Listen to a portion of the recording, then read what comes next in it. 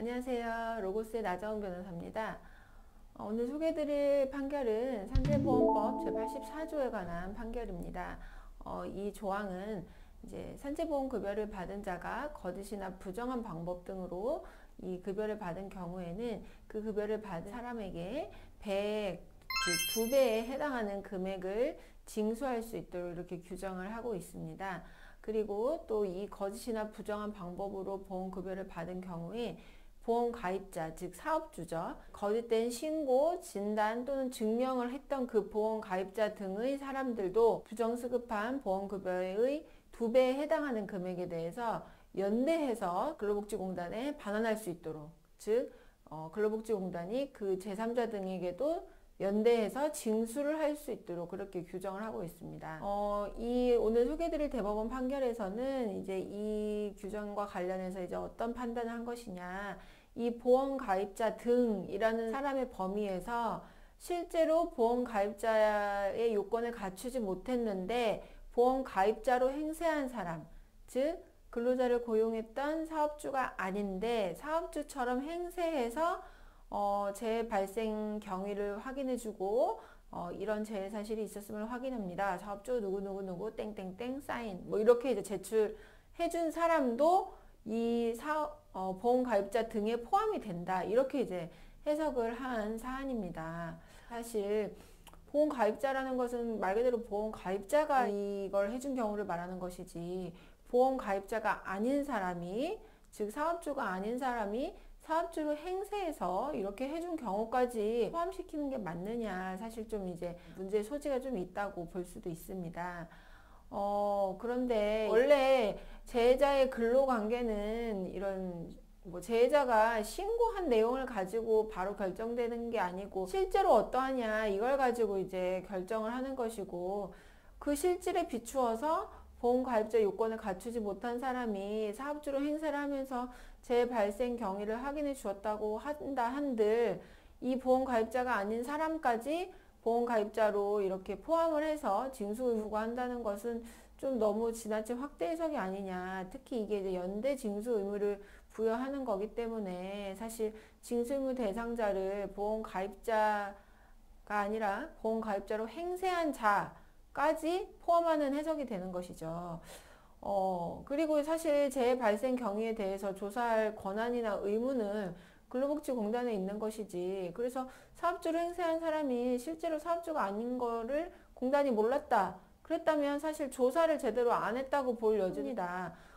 사업장에 나가서 사업주를 만나만 봐도 알 수 있는 것이죠. 이런 내용으로 확인서 쓰셨죠? 이렇게 확인만 해도 사실 알 수 있죠. 그런데 이제 일단 대법원에서는 이런 조사가 소홀했을 가능성, 그럴 가능성을 인정 안 한 것인지 아니면 그거에도 불구하고 이렇게 허위로 거짓이나 부정한 방법으로 보험급여를 받아낸 사람의 잘못이 더 크다고 판단한 것인지, 네, 아무래도 후자겠죠. 네, 사실 이 보험급여가 이 근로자의 신청 또는 그 옆에서 이제 협조하는 사람, 즉 확인서를 작성해 준 사람 등의 그 행위만으로 결정되는 것이 아니고 근로복지공단이 가서 조사도 하고 또 여러 가지 확인을 해볼 수가 있고, 또 그 결정하는 거에는 공단에 이제 재량이 있거든요.